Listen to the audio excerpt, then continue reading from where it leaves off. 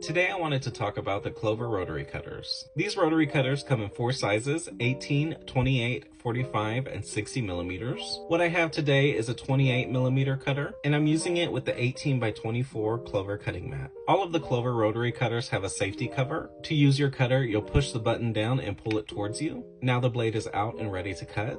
Because I'm using it right-handed, I have it on the right-handed setting, but if you follow the instructions on the package, you can actually switch it to the left-handed setting as well. And just by gently pressing down, you can begin cutting. If I'm trying to get a crisp line, I like to use a straight edge. Butt the head of your blade against the straight edge and cut as normal.